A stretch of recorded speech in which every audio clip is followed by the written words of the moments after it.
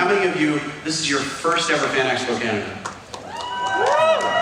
All right, you see those hands? All you veterans, make friends with these people. Make sure that they come back. Make sure they feel welcome. How many of you in this room, and I've been surprised every time I've asked this all weekend, how many of you have been to the first Fan Expo Canada 25 years ago? Look at all these hands. Look at all these hands. How many of you have been coming all 25 years? Almost all of the same people. I love everyone in this room, but I love you most of all, who have your hands raised right now. This is the last big Q&A of the day in the Cineplex Events Theater here at Fan Expo Canada. This is a big deal year. This is a big deal Q&A, but only if there's some Doctor Who fans in the audience, yes? I hope there are a few fans of the thick of it like myself out there as well, yes? Now, to get our guest out on stage, to summon him into being, we have to blow the roof off this room to a greater extent than we ever have before. Do you think you're ready to do that, Toronto? Okay, when I ask you to do that again, after we have a little video intro, you've got to kick it up just a few more notches and really just blow out the speakers in this place. Think you can do that?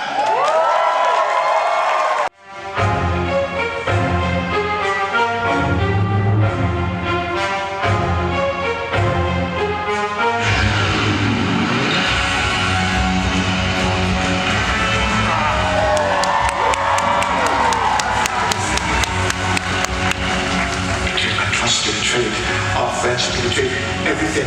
Would you let me go? Why are you helping me? Why? Do you think I care for you so little and betray me will make a difference? Does sarcasm help? From the beginning of time, that's a very long story. No, I'm against the hunting. We don't need to have a friend like you. I'm serious. I'm serious.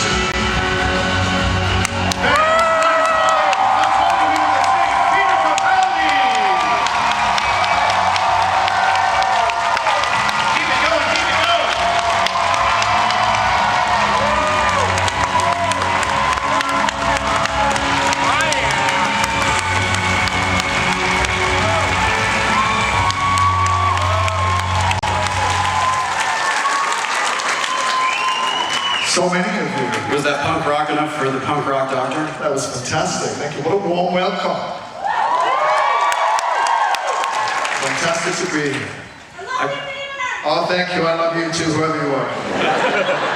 I've just a couple questions for you before we turn it over to the audience, because the fans and the reason that we're here in the first place. Peter, you are well known for being in Doctor Who, but you're also very well known by now for being a fan of Doctor Who yourself.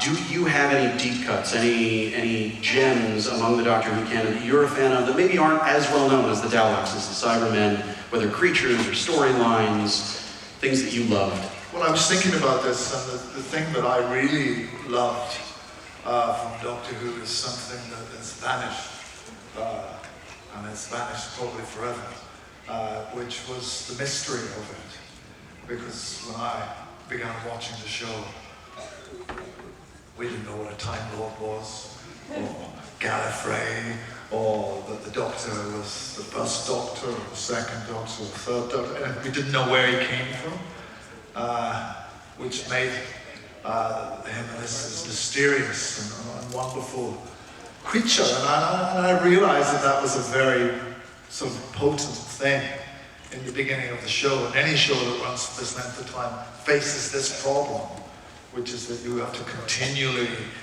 explain to the audience. They want to know more and more and more. And I kind of like knowing less. Maybe it's because my brain's smaller. But I can't take this one. So I miss that. I miss the kind of strange mystery of Tortoise Lane and what that police box was doing there and where they came from. Because there was a time when you didn't know, we had no idea where the Doctor came from. We knew it was somewhere out there, but it wasn't even necessarily a planet. It could have just been a kind of interdimensional kind of cloud thing. So I miss the interdimensional cloud thing.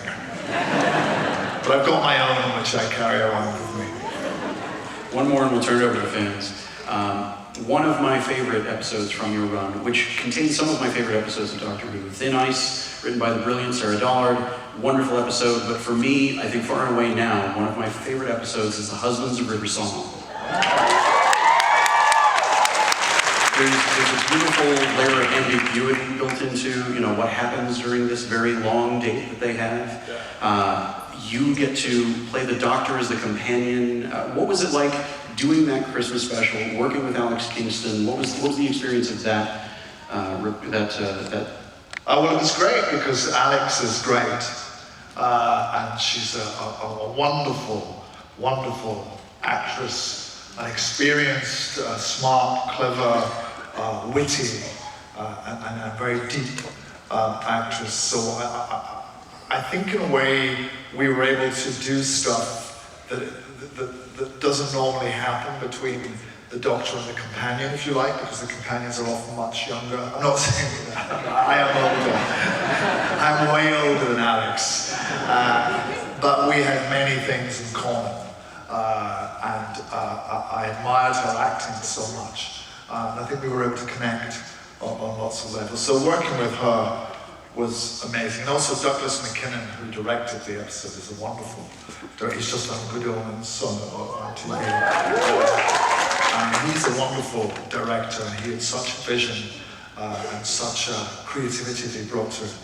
And also it has a sadness to it. That's what I like about Doctor Who. There's always a kind of...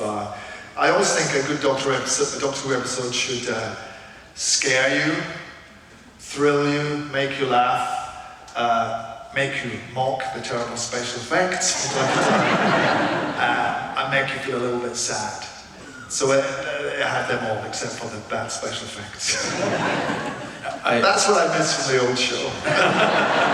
The really terrible special effects. If you'll indulge me just a moment, we recently lost a brilliant production designer from the Doctor Who family. I wonder, because telling people stories who work behind the scenes is the way that people remember them. Can you tell us a bit about your colleague who made the show? Michael Pickford. Yes. Was an incredible designer. He designed every episode of Doctor Who that I did. And he was a very, very skilled, educated, erudite man. If you saw him, you might perhaps have him down as a kind of someone who was high in the church, maybe a bishop or something like that, because he's a very elegant way about him. But he knew everything. He knew if he was here, he would tell you where these mouldings of the ceiling had to come from, and if he was in a 17th century cottage, he could tell you how the plaster had been created. And he did wonders, because obviously sometimes, the great trick of being of working in television is to take not a lot of money and make it look as if it is a lot of money. And Michael was a great expert in that. I mean, obviously they had a bit of money to spend on the TARDIS, which is why they just built it, and then Matt decided to leave. So that's why I got his TARDIS, because there's no money left to give me a TARDIS. But Michael was a genius at taking what wasn't there and conjuring something amazing for him. He also designed one of my most favorite films, which is With Nail and I. And that's Michael who's responsible for all those grotty flats and sets in there. He was a wonderful, wonderful man, and sorely missed. Let's have a round of applause for Michael.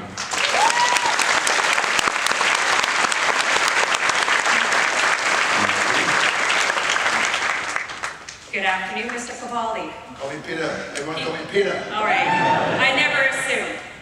I was a very late bloomer when it comes to the whole Doctor Who universe. And when I did, I was so glad that I had the opportunity to really watch some great TV.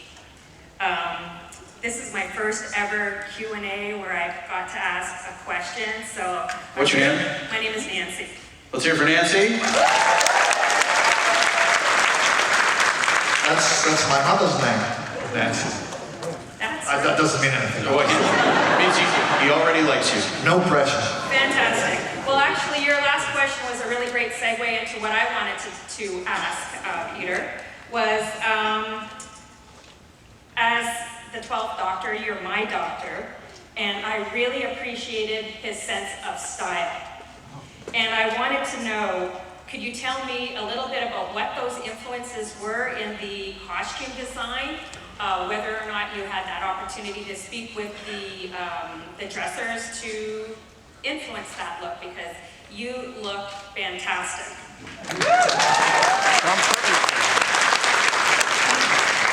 Well, the whole costume thing with Doctor Who is very difficult because there are a whole pile of people who have an interest in it, and they all need to be satisfied, and they all need to know that they feel confident about it, but they don't have to wear it. You know, and my whole thing was, you have to, when you put the costume on, feel like Doctor Who.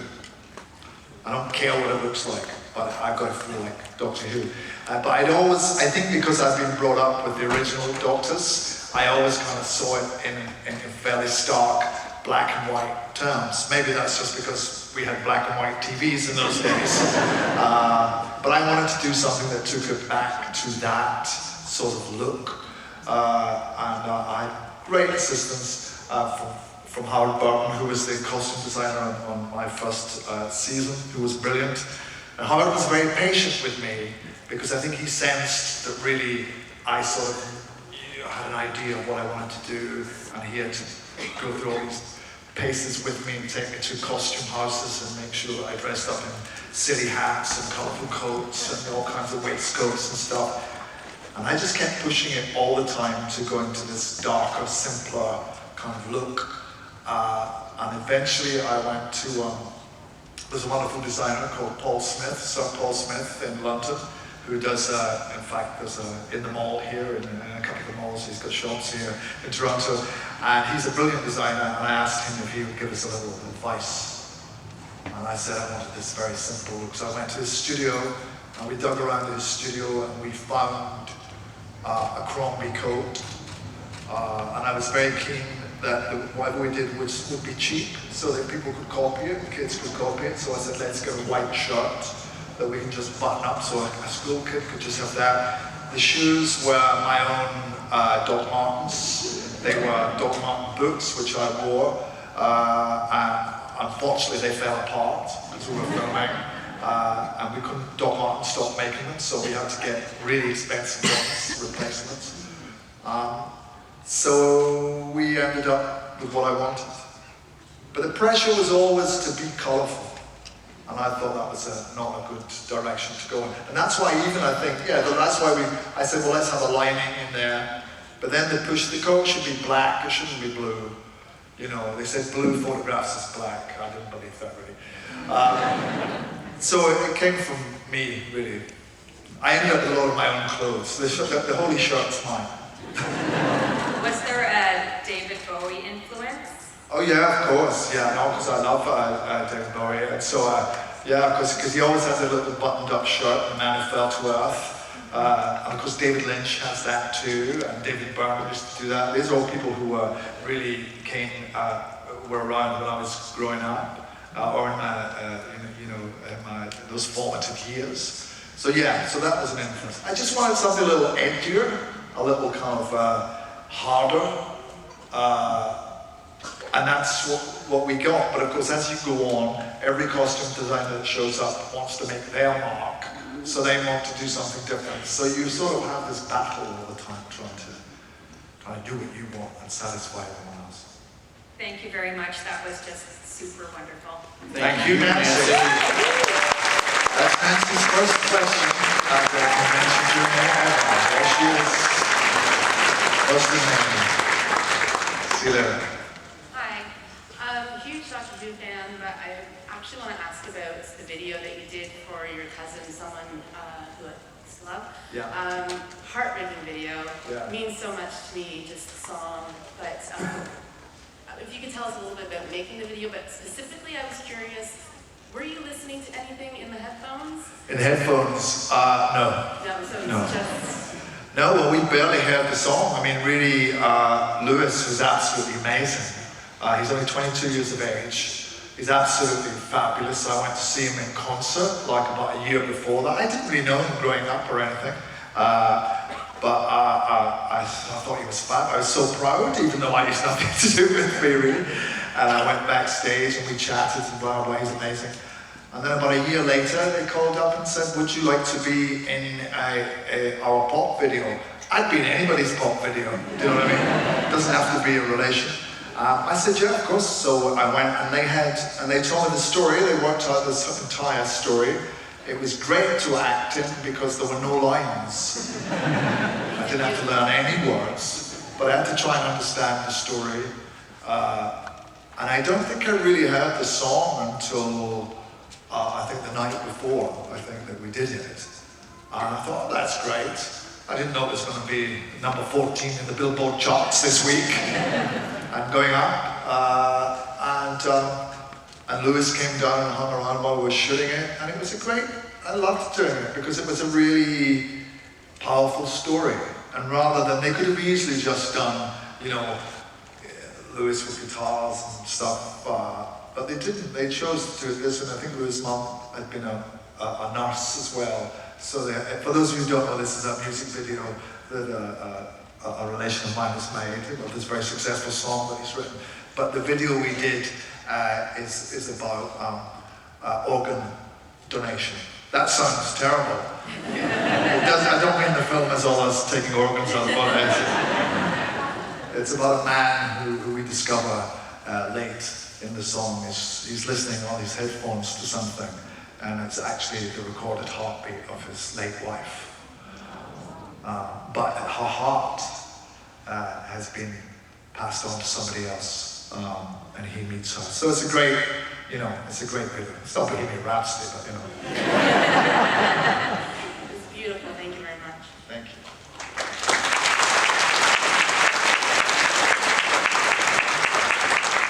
Hi Peter, I love that video too. I actually cried for like 20 minutes. But what I would like to ask you is, I really love Fran's podcast, It's a Wonderful Life, and I'm starting out as a short filmmaker, so as a writer-director, do you have any advice? Any advice for writers and directors? Surround yourself with talented people. And do everything for as little money as possible. That might be easy for you. And the more money comes into the picture, the more control other people exercise, and the more difficult it is to get what you want on the screen. If there's not a lot of money involved, people don't care. And if you are surrounded by gifted people, they will take very little money, like I was saying with Michael. When I did the Kafka film, I thought, I'll surround myself with people who, if we have nothing, I know that at the end of the day, they can lift a paintbrush and paint the sky or make something. People who surround yourself by gifted people you trust and take no money. Thank you very much.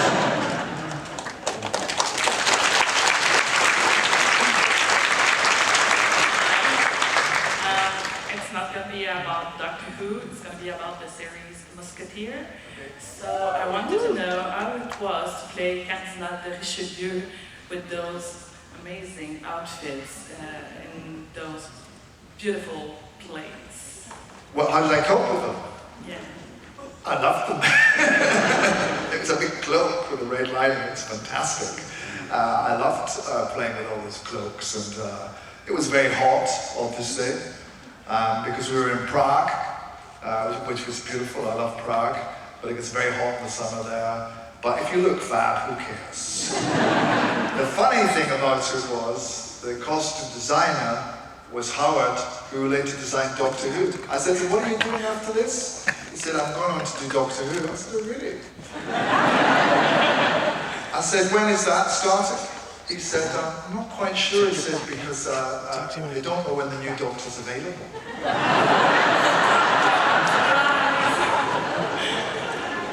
So I wonder what he's up to. Because I knew it was me and I couldn't tell. You were amazing as Cardinal de Richelieu. It was amazing to see you live. Thank you.